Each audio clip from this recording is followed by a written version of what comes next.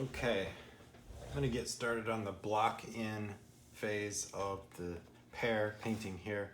I've got my no-tone sketch, got my original source picture. My goal now is to really just find where the darks go, and I can use the pure black to do that. So I've got a little bit of medium here, matte medium. Remember that stuff dries clear. A little of that helps to just sort of extend and liquefy and slow the drying down of the acrylic paint. We can also use this stuff, acrylic retarder, which is specifically designed to slow the drying down. I've got some of this if anybody ever wants to use it.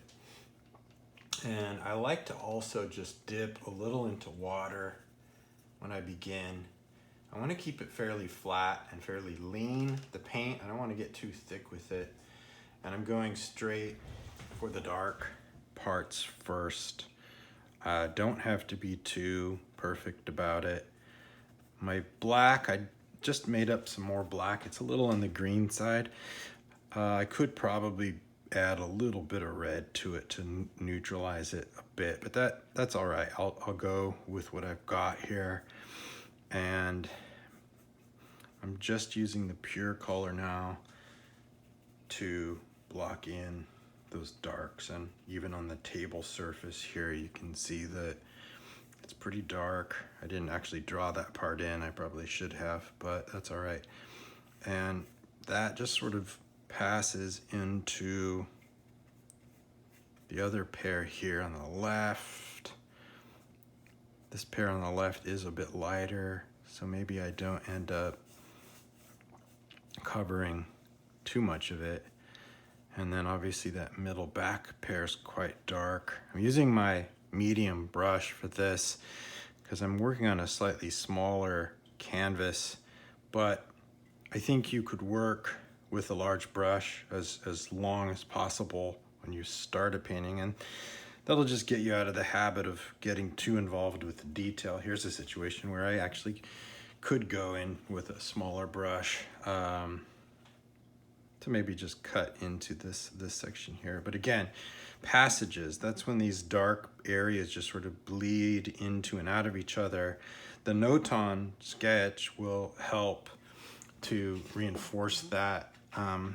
And this is a place to get going with the painting. It's not worrying about lights and darks just yet, just the real dark sections first. And blocking, not worrying about technique so much. We can work on blending and stuff as we get deeper into the painting. For now, this Imprimatura toned ground, this blocking. I'm just gonna make this whole lower section dark here. And if later on when it's dry, I need to go back in and lighten parts of it, I can. But that might be how I start. And I didn't use any white. I keep it pretty flat, pretty lean. I can always cover that up later with another coat. If I got too lean with it, too transparent. We'll learn with the medium that too much of this will make it pretty transparent and see-through.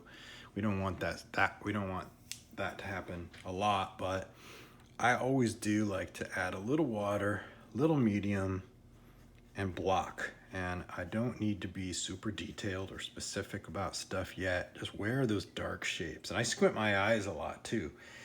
Where is it dark? This is a pretty simple image in terms of the forms. And I feel like that's a reasonable start.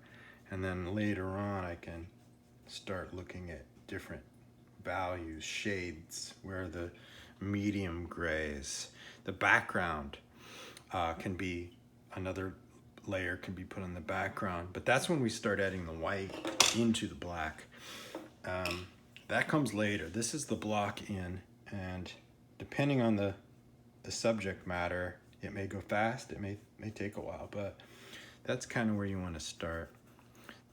Softening it out will come later or along the way. This is just a kind of dry brush technique where you don't have a lot of paint in the brush, and it kind of helps to soften when you're sort of getting a little bit blurry with it like that. But that may be a pretty reasonable spot to start. And obviously I'll keep layering.